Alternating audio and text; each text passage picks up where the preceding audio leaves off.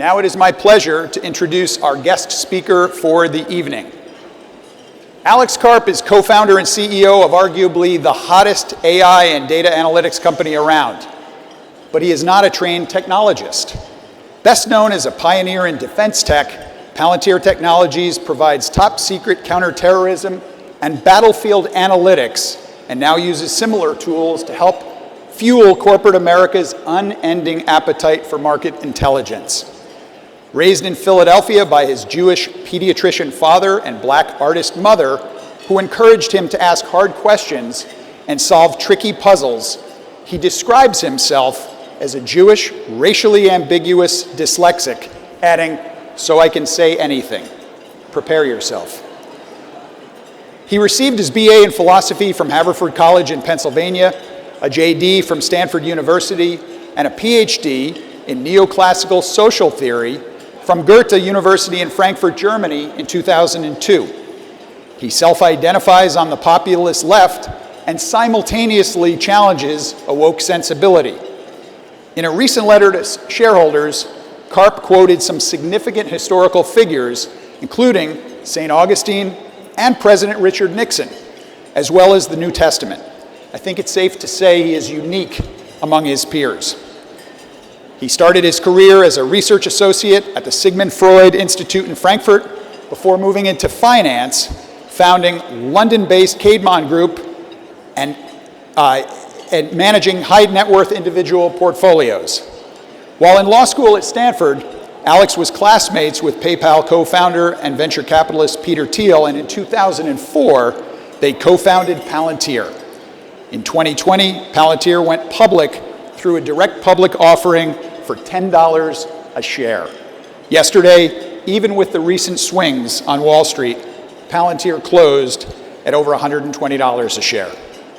Never shy, Alex is the author of a new New York Times bestseller, The Technological Republic, Hard Power, Soft Relief, and the Future of the West, and has mused publicly on heady issues like protecting and defending US dominance, how Silicon Valley is too squeamish, why he thinks your kid should skip college, and why corporate America has a responsibility to support Israel. He recently said, "Our nation is more important to us than anything. We are in the business of making America stronger and better. That's our first and primary objective." Palantir was alone in this for 15 years. We're not alone now. To talk about how a philosopher can run a billion-dollar tech company and so much more, please welcome to the Economic Club of Chicago, Palantir co-founder and CEO, Dr. Alex Karp. Come on up, Alex. I know you're a busy man. You seem to be everywhere these days. So I'm going to ask you to tell our audience what a typical day looks like for you these days, if in fact there is one. Well, I'm delighted, first of all, delighted to be here. I can't see everyone, so just have to. And especially nice to be in here among interesting people. Yeah, I don't, we're a high volatility business, basically, and most people at Palantir are kind of like 25 and look 12. So usually, like, day begins with some 12-year-old looking person telling me how wrong I am.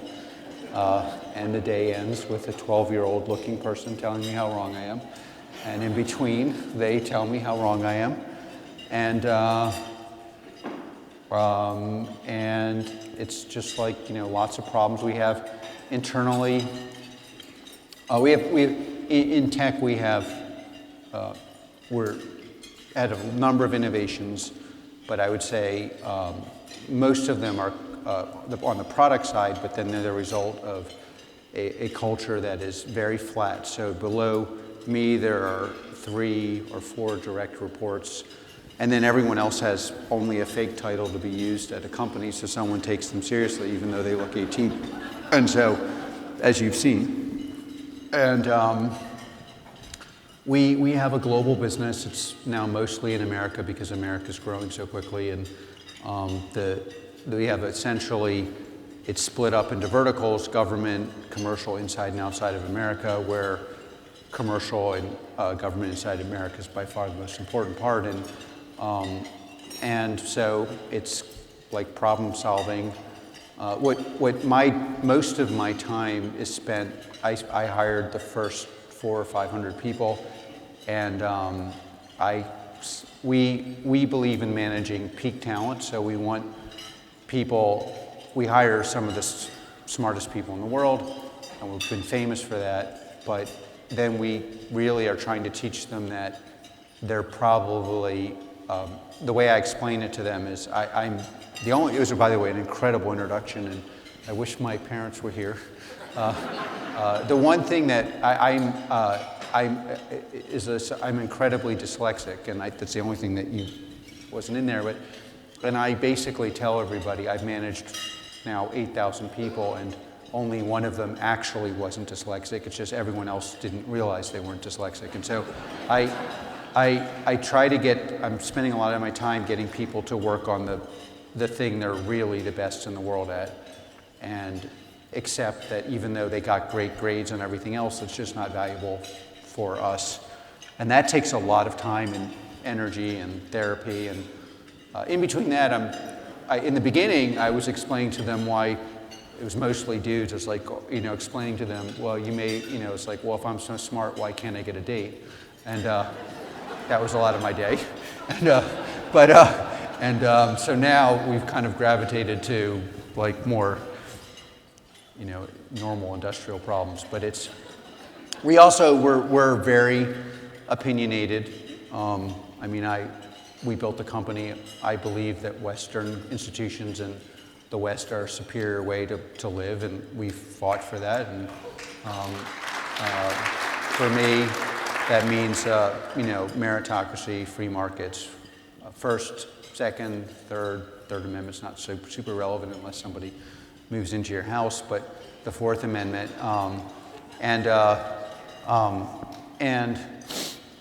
that has often been very unpopular for almost a decade and a half in Silicon Valley. The idea that you would build your company around helping the U.S. government was viewed as kind of stupid, which in Silicon Valley is worse than being bad. And so we were very controversial, and that's changed a lot, partly because people realized it was wrong, and quite frankly, because if somebody makes a lot of money on something, then it must be right. So we've changed the world by humiliating people and getting rich. It's the most effective way for social change is humiliate your enemy and make them poorer. And that's how social change actually happens. And so I think we, and then Palantir alumni, really played a huge role in that. But the controversy has been a really big part of what our DNA, and being very unpopular for 17, 18 years.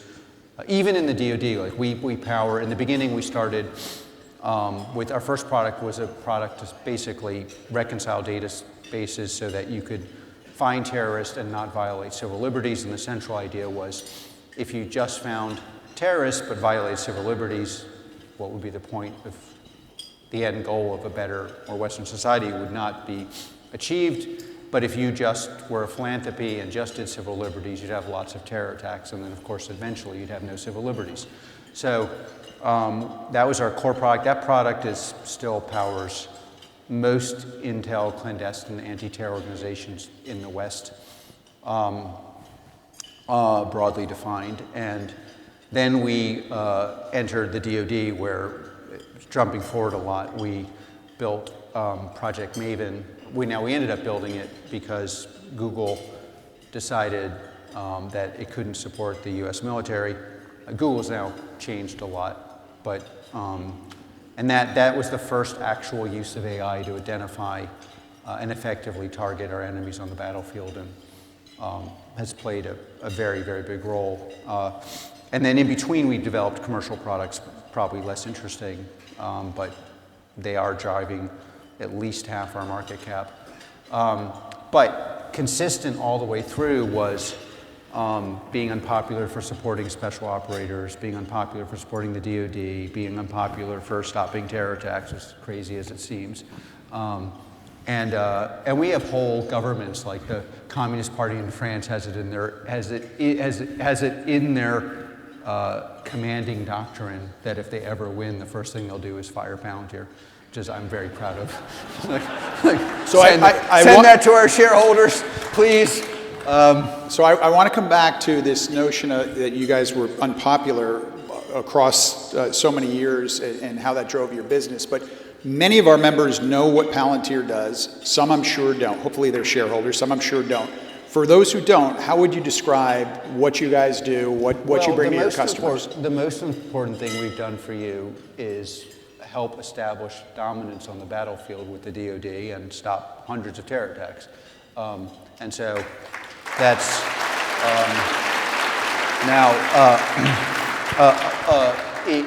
we have a thriving commercial business. It grew 71% last quarter, and we're at a pretty significant scale. And we make money on our money, which is unusual in software. People have growth, but no profitability. We have a lot of both. But the reason for that is a little more technical. There's hundreds of use cases we're doing in the commercial space. But the basic, we were years ahead for lots of reasons of anticipating what operational AI would mean, meaning AI where you make more money or your revenue goes up and your costs go down.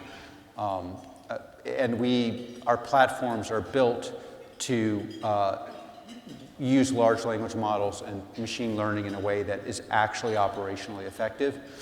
And we had a relatively privileged insight into how you would do that and built this thing called an ontology, which manages large language models in a way where they become crazily useful, both commercially and actually on the battlefield.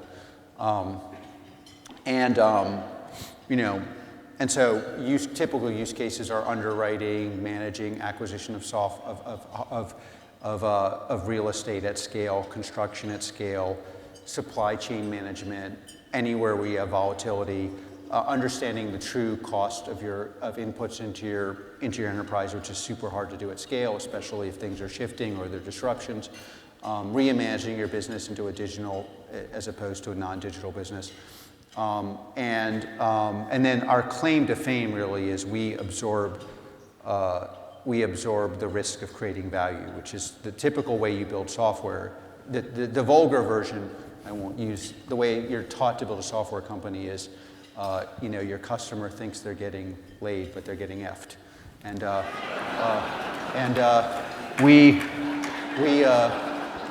We used to internally say, no, we're in the mutual pleasuring business. Both sides should be happy. And so we absorb the risk of value creation. So like you will make more money, your enterprise will work better.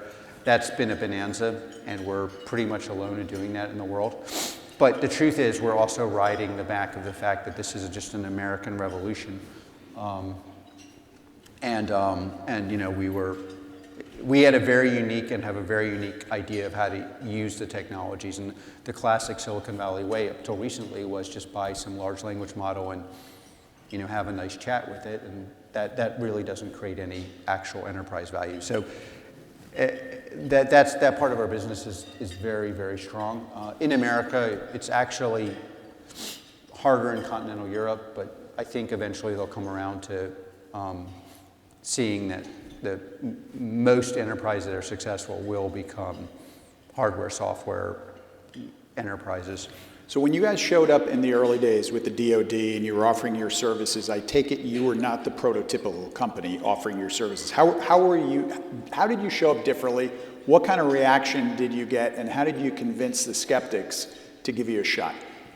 Well, there were two parts of many of you know this, but there's the special operations part of the war fighting, and there the reception was actually pretty much, we don't care how freaky you are, if the thing works, we'll use it. And that's where we got off the ground.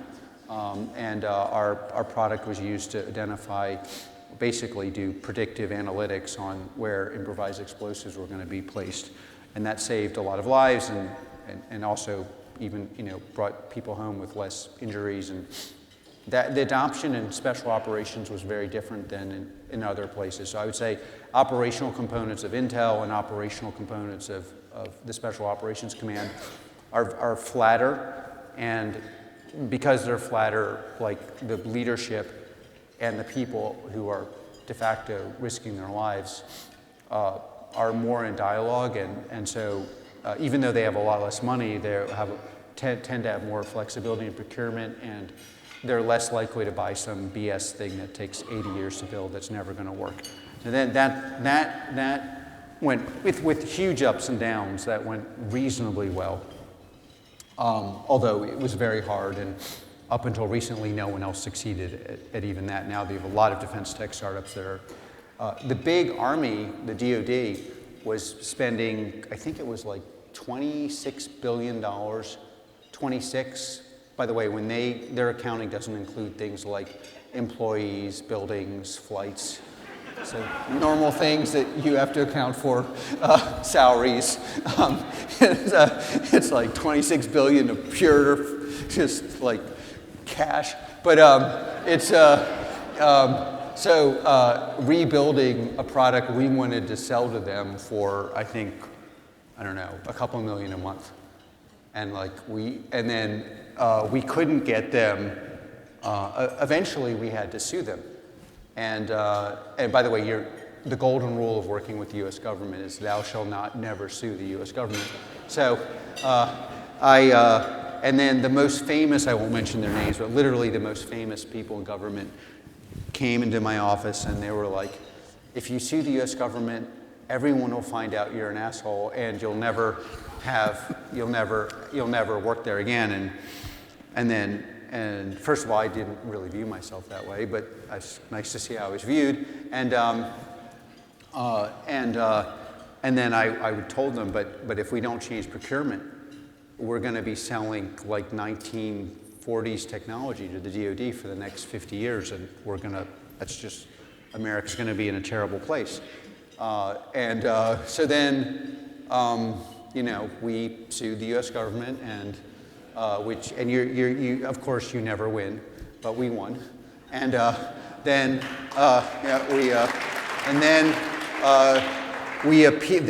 the U.S. government, the discovery literally was, we know their product is the best, we know our product will never work, and we hate them, therefore we're not going to buy it. This is literally what they were writing, and so then they appealed, and we sued them again. And then we won. And then for about 10 years, we were, the French, like Eskimos have 1,000 words for snow. The French have 1,000 words for a mister or a mistress. We were like the mistress of the mistress of the we were allowed to be met. We would have these meetings where they were like, we're buying your product, but could you meet us in the parking lot in the right corner behind the truck? And then we'd always have to promise to rename the product so that no one would ever find out it was us. And this went on for really 6, 7, 8 years until about 2 years ago. And yeah, now it's now basically partly because it was used in Ukraine effectively in ways that are well known, in many ways that are not well known, in the Middle East, both known and unknown, and it's now demand for it is more than we can satiate. So that's and arguably more importantly, there are a lot of probably people in this room who are investors or involved in doing defense tech startups. That whole ecosystem really got, because we didn't sue the government to buy our product. We sued the government for a different kind of procurement system so that you could prove the merit of your product and they would have to buy the product that works. I mean, it seems obvious, but before that, you would deliver, and still do sometimes, a 30,000-page, complete BS document. That in the software, that's just not how it works. I could tell you how the software works, but you have to see it in action.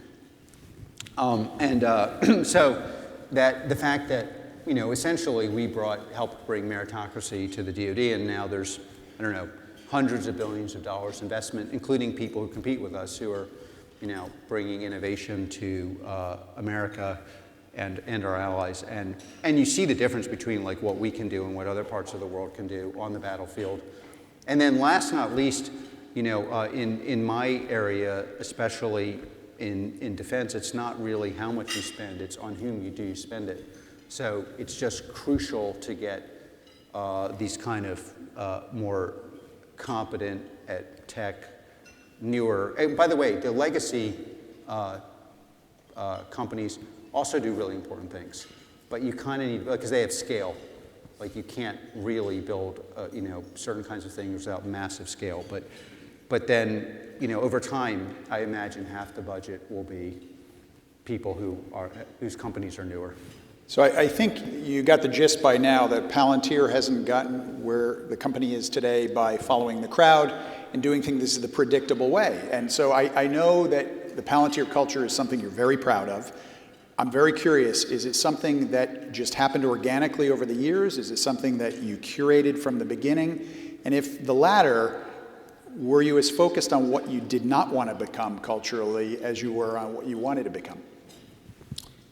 Well, there is a lot of that, but in the beginning, first of all, the beginning was 5 of us. So it was, Peter Thiel, who's was a buddy of mine, very famous now, Joe Lonsdale, Stephen Cohen, Nathan Gettings, and I. And that these are exceedingly talented, I think most people would say brilliant people, and we had a culture of pretty deep intellectual rigor, so one of the things we do at Palantir that isn't, first of all, I think we found the best of the best of the best. The Silicon Valley used to hate us because they were like, you're stealing the best people for your clown show. Like, why aren't you building cockroach.com with these talented people? And so, we got the very, very, very best people we could find. And then got them to get their friends, and we made everyone make a list of their 5 smartest friends, and then we would recruit them. And that we did this for, we're still doing this. And then we have this thing called 5 Whys, which is like essentially, Peter and I are, Peter was born in Germany. My father's side of family were German Jews, and I did a PhD in German, and so this kind of, why is there a cockroach on the table? There's a cockroach on the table because we got to clean the table. Why did we clean the table? Because the person is drunk. Why is the person drunk? Because they're unhappy. You go on and on and on and on, and that roots out a lot of dysfunction and lies, and you need that to build very deep products that are painful to build.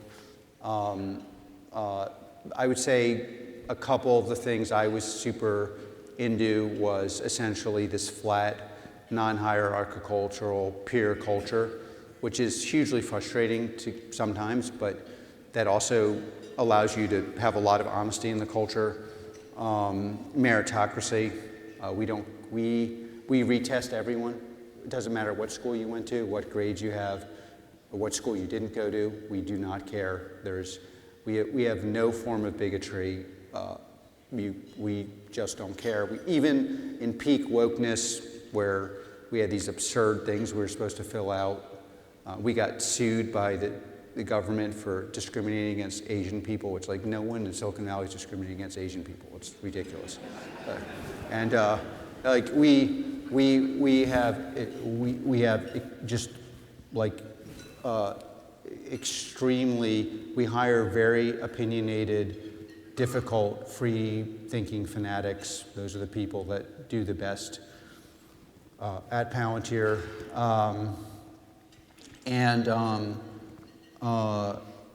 You need to be able to absorb a lot of pain if you're going to stay for more than a couple of years, because the pain of dealing with an enterprise that's not your own is pretty significant if your enterprise is single purpose focused on building software platforms, which is just, not the way you're going to be able to, normal enterprises work.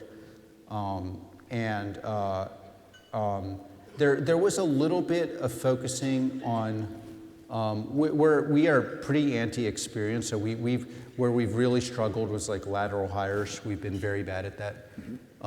We only recently, we've made a couple pretty strong lateral, like in the government, we hired this pretty well-known Congressman, Mike Gallagher, and one or two other people, very talented, and that seems to be going very well, but our initial forays into hiring anyone who had any experience was like complete roadshow disaster. Like, they leave our building screaming.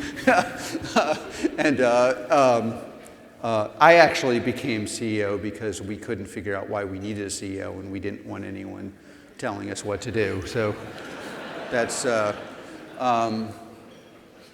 I do think serving a higher purpose, like the US government or the West, really has been an integrating principle for us. And then I would say on the negative side, I like some of the people who don't like us, we really don't like either. So that's,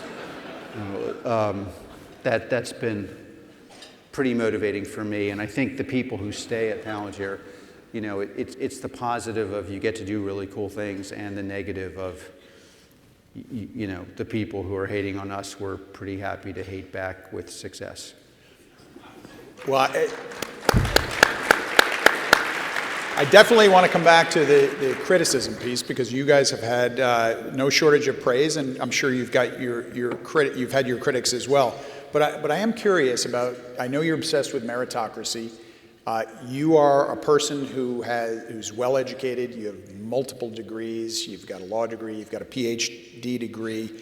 But interestingly, you've also launched the Meritocracy Fellowship, hiring young talent right out of high school and skipping college.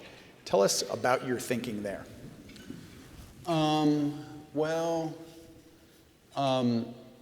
Yeah, well, first of all, I mean, I really believe in elite educational institutions, and, you know, I benefited from, well, I think I learned the most actually at my magnet school at Central, but then I went to Haverford, which, you know, and then Stanford, and then University of Frankfurt appears to be a city school, but at the time it was where the intellectual elite of a certain kind of philosophy were kind of gathered, so it was, in practice, very elite. And in a classic sense, I am a progressive. And so I could not be more frustrated at our elite universities.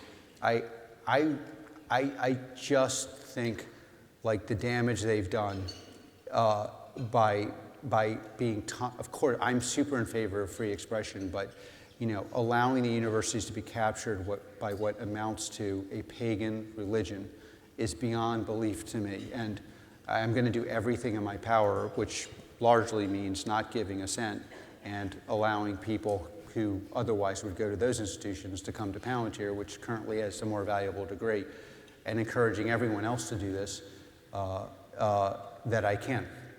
And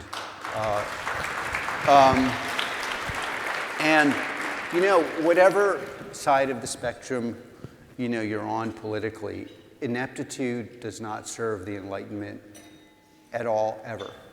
And, you know, these, like, I think when you look at, like, you know, the college presidents defending whatever they were defending, people, I actually think the single most depressing thing is, who made these guys president?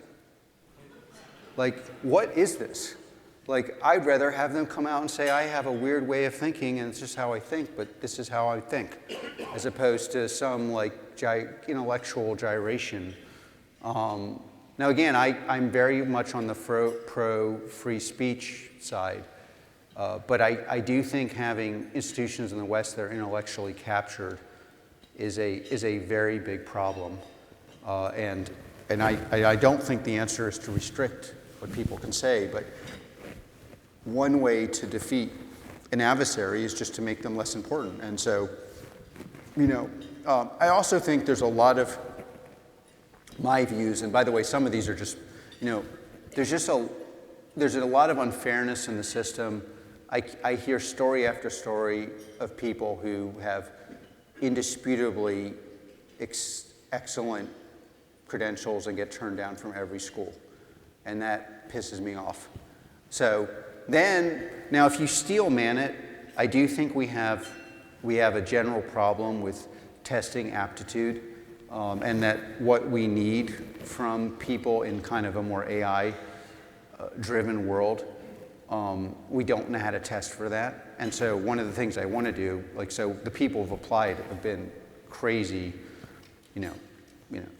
qualified. But now I'm trying to also figure out, well, how can we do testing for people who, might be valuable because they're creative, and maybe they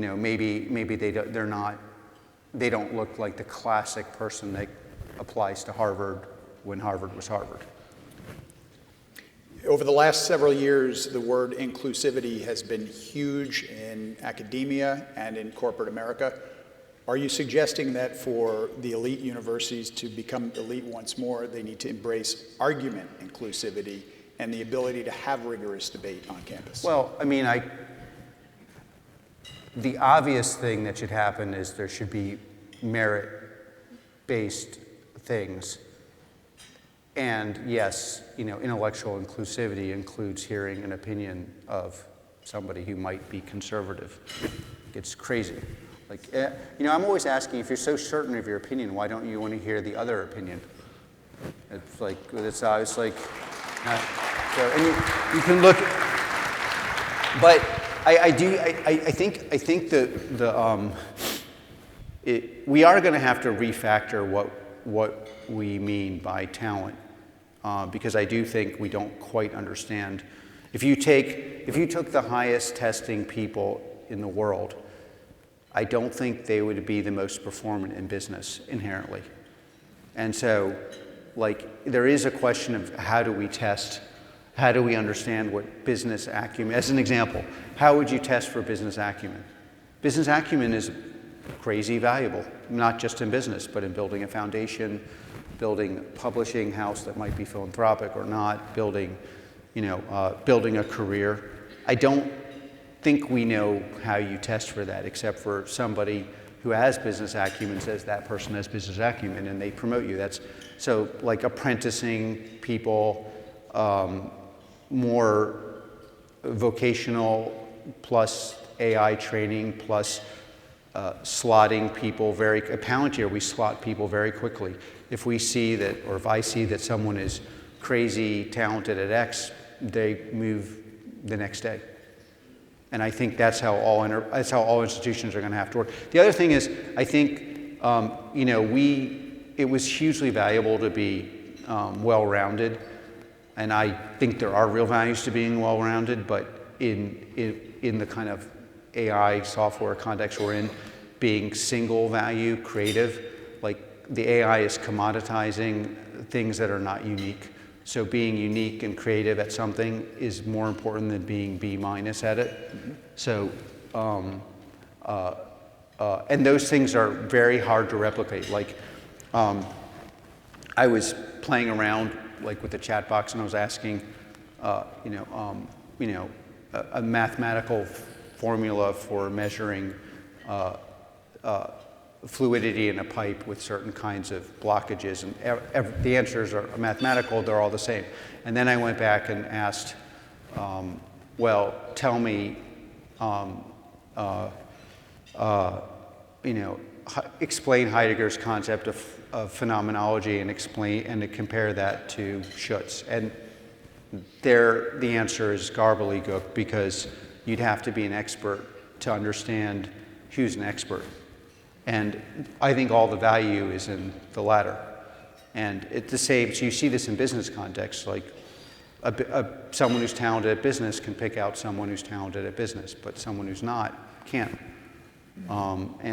Or if you can do that and you're not talented, that's a very special skill. So figuring out how to rebuild society, and America is in the exact right position to do this, because as opposed to Germany, we're very plastic and very flexible, and and not super ideological. We're very pragmatic. We just want it to work. We don't actually have an idea of how it has to work. We just want it to work. And work is defined by the inputs are smaller than the outputs. And then we have, there's lots of ways to capture that, but that's what and so we're not stuck in ossified structures to do that.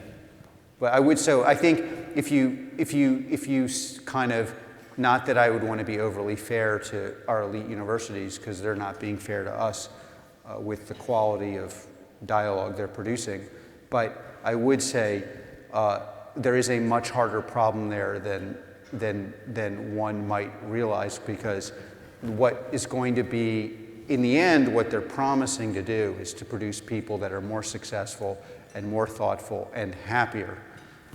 But to do that, you're going to need a different way of studying and doing and slotting people than what we've had in the past. And you're going to have to have very different ways of testing people. And so that's a super hard problem. And maybe a overly fair version of it is they just decide to put their head in the sand because it's a hard problem. And if you only have people that think one way, you can't solve it. No doubt. Well, you mentioned AI, so let's keep pulling on the AI thread. You were into AI before AI was cool, and what do you think businesses and societies today are getting wrong about AI, and what are they getting right? Well, it's interesting. For most of American history, tech was built on the battlefield and then dual-purposed into civil life. And that was one of the reasons America had a certain kind of cohesion and was able to then expand socially on the back of that economic growth, innovation power. And then with the rise of kind of consumer internet, you had single-purpose commercial products. And we intuitively believe, most of us, that the innovation will be single-purpose commercial, but in reality, I think it's interesting if you got classified briefings on AI from our adversaries or from our allies, what you would find is the revolution has really begun, and we're in an arms race to see who can harness it and how quickly, and that will determine who controls the order of the world. And so I think most people either don't believe that's true or don't know it's true. They don't believe it's true because typically in the last 20 years that's not been the case. And then we kind of forget that for the rest of humanity it was the case. And we're more in a historical period where the rules that applied for most of history apply again, and the rules that we thought were abrogated are not abrogated.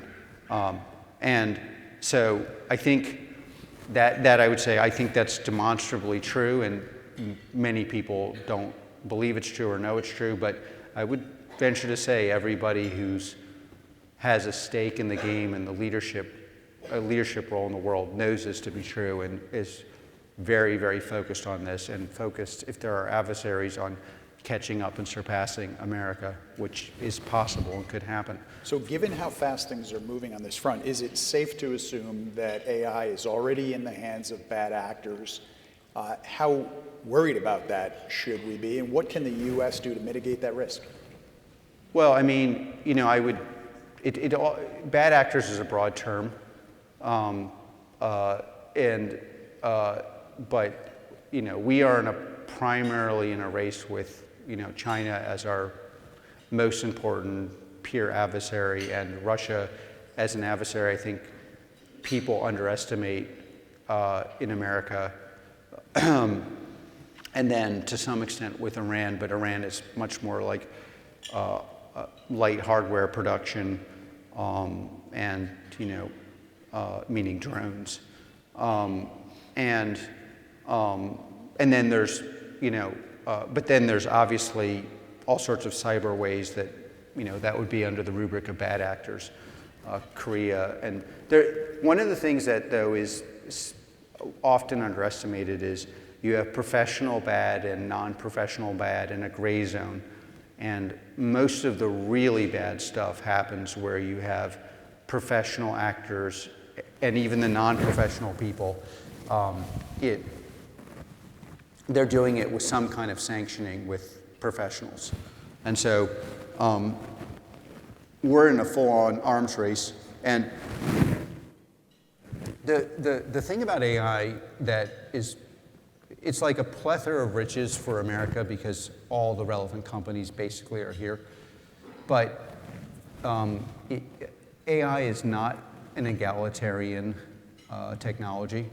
And so, and even though I believe it will raise the GDP of America and help poorer people, it's going to take severe interventions to help poor people anywhere near as much as it will help wealthier people. And so we have a problem in the West of relative deprivation in America where I think we'll be the leaders of the world. We are. But then how do we bring along the rest of society who's also doing better? But if you get 10 times wealthier and I get 20% wealthier, I might not be happy with you, even if people in, I don't know, Brazil are, 10% poorer. It really does matter in social change. It's the relative impact more than the absolute impact. And then it is a technology that I think will be more easy for that reason to adapt in more like tribal culture. So I think the Middle East is going to adopt AI very, very effectively because like a country run by a tribe can really deal with these issues very easily.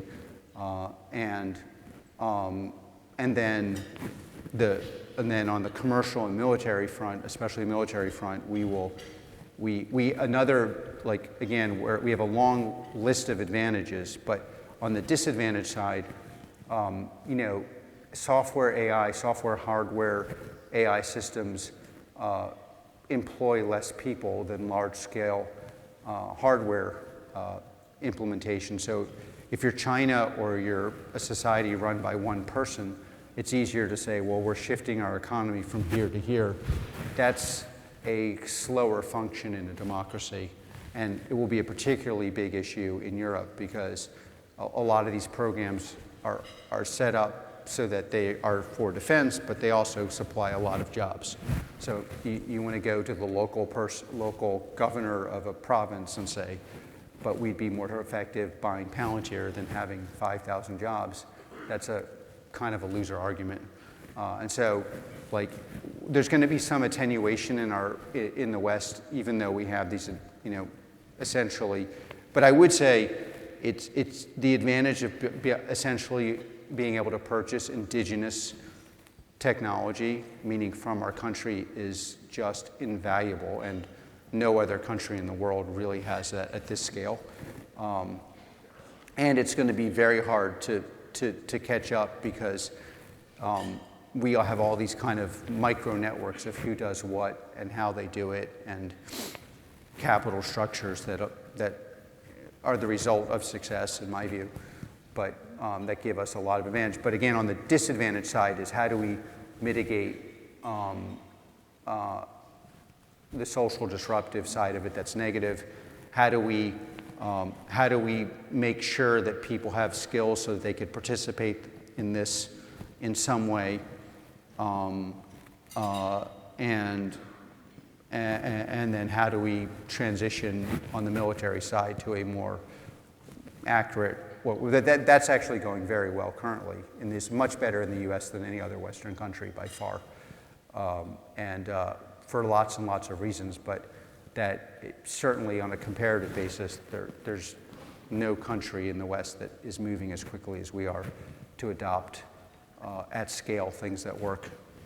But on the business front, as this momentum continues with AI and adoption continues, is the implication to the worker that there has to be reskilling, there has to be upskilling because the jobs they've known will be harder to come by? I think that, and I also think we're going to find out that you have workers who have aptitude at this that are unaware of it. So I think there's going to be a whole testing component. So I think testing is going to be, but yes, figuring out ways to train people to work with essentially AI-driven products. Now, there is the kind of positive side of that is, for example, in manufacturing, a lot of manufacturing is actually culturally specific. So if you want to, we work with as an example, a company that builds a very complicated Japanese product. And it really was hard to manufacture here because, we have wonderfully ego workers here, and they're not Japanese. And so now you can actually provide an ability for them to interact with the Japanese product in a way that a Japanese engineer would without them having to be a Japanese engineer. And part of being a Japanese engineer also is you stay at the company for, you're at the company for 2 decades. Your parents were there 2 decades before. That's just not how the American workforce will ever work. So there's a lot of room for being able to do things we couldn't do before, but I don't think it's just workers. I think it's like whole companies, like our Palantir culture of flat hierarchy and moving people around and having direct reports that are annoying on tech. I think that's going to be everyone's future, because all these things look exactly the same on paper, and some really don't work, but some really do work. So being able to figure that what can work, I can only talk about publicly revealed examples, but I think like AIG was talking about at their earnings, I think something was like the math was something 5x the amount of output with half the people in underwriting. And that's a very big deal. And if you're not doing something similar, you're going to have a problem. I think that's roughly the order of magnitude that's more than possible now. And but again, how do you decipher the marginally useless thing from the thing that is crazy useful? That requires a lot of change, and again, I think that will happen pretty rapidly in America, certainly in relative terms, because also we have a lot of people. One of the things that's special that we see is American workers go from company to company. So they're like, well, I did this and it worked. I did that, it didn't work. And there's just a fair bit of knowledge of what's working and what's not floating around, and I think that will happen. But it's going to be very disruptive. So, Alex, I've known you for some time now, and you've never struck me as a person with thin skin. So my question is that true? And how do you react, if you react at all, when you read something like the recent Asia Times article that labels you as the most dangerous man in America? Well, I mean, when the CCP article is attacking you, it feels pretty good. I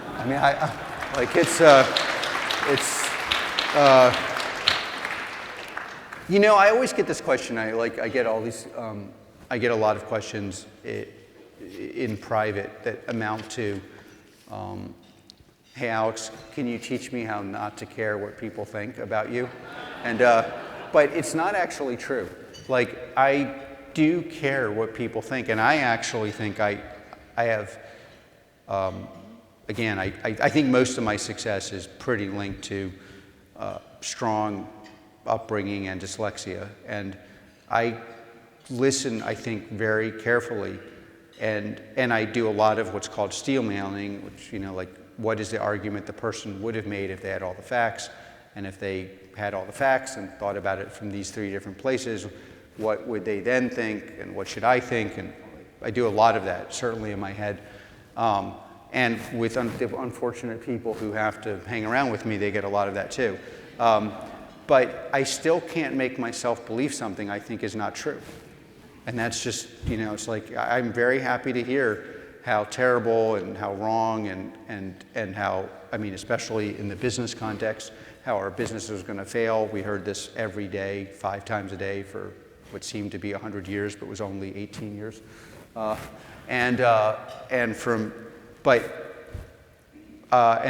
don't know, I think if you talk to people around me, they would tell you I'm listening very, very closely to their unhappiness. but it doesn't make what they're saying true.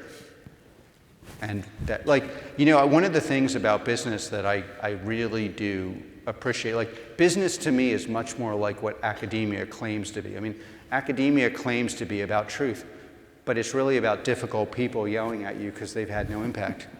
And they're not being honest. They're unhappy because no one's listening. And no one's listening because nothing makes any sense.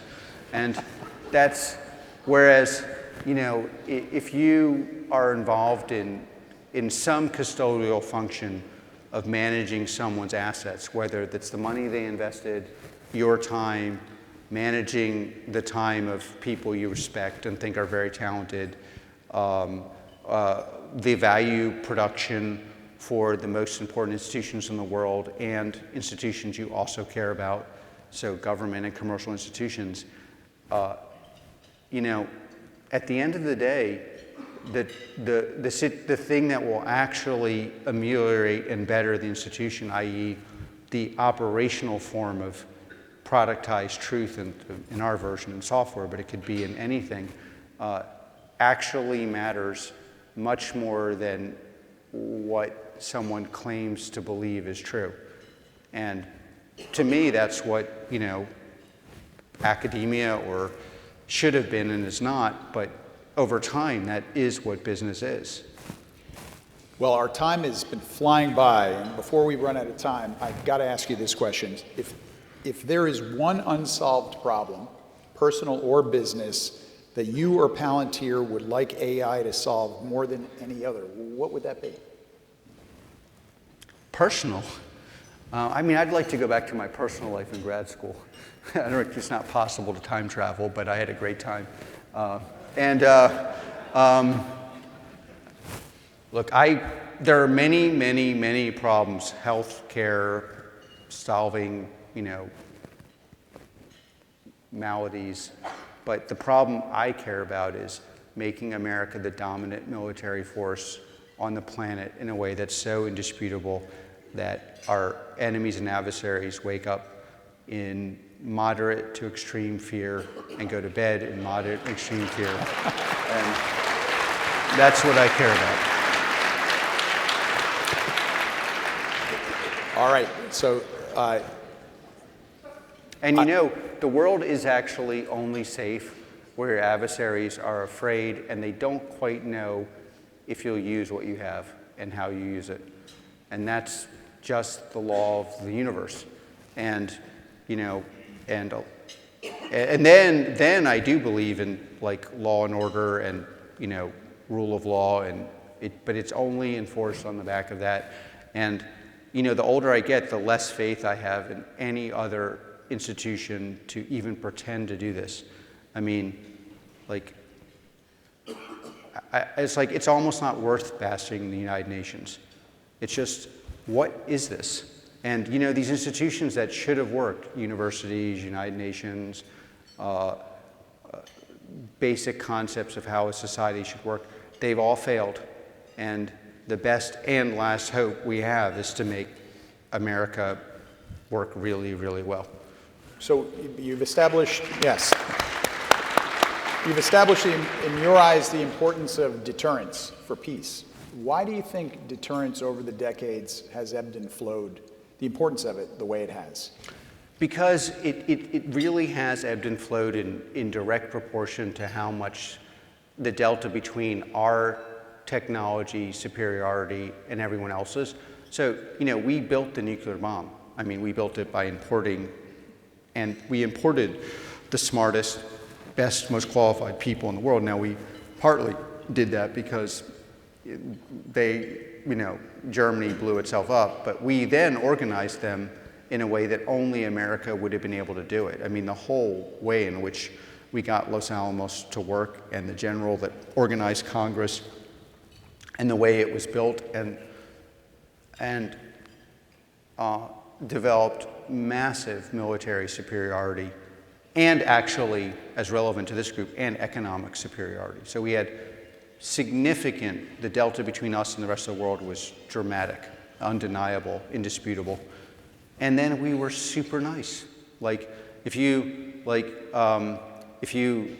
German history I know reasonably well post-war. I mean, we set up the whole society so Germany could succeed on its own terms, and asked for nothing.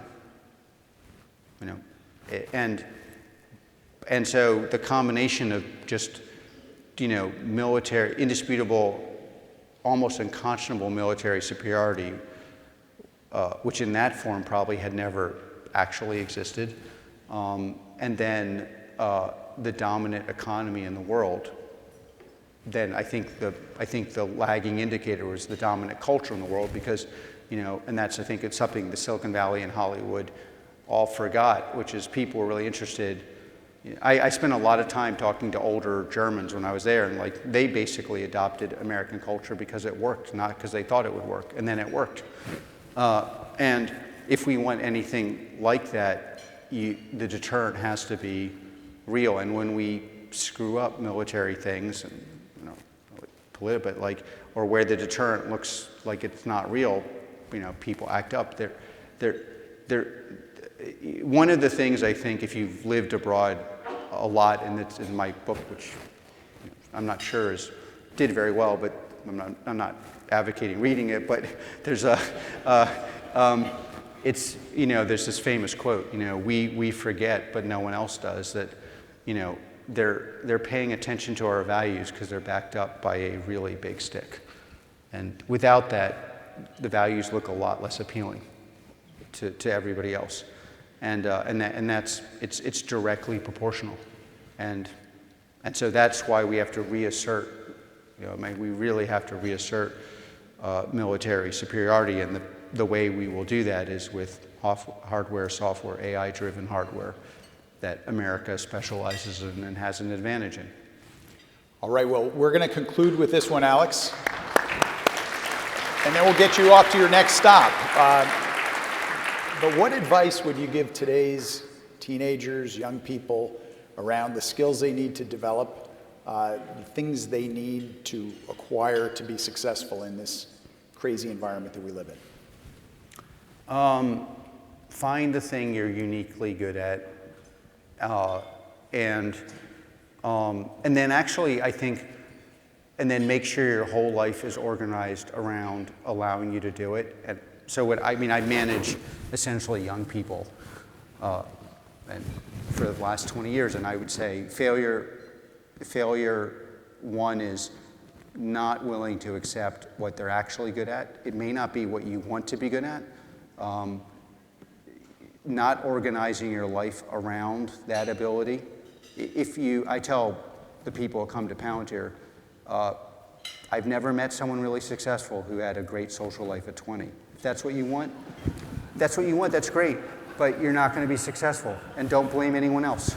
So, you know, it's like, you see, there's like, and you know, the other thing about that is like you have to be somewhat honest when you're doing your partner selection.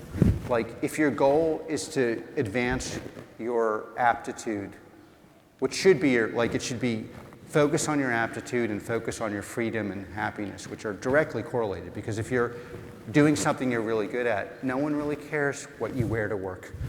But, and then I ask people all the time, they're like, oh, I met someone I really like. They're like, well, what do you like about him, her?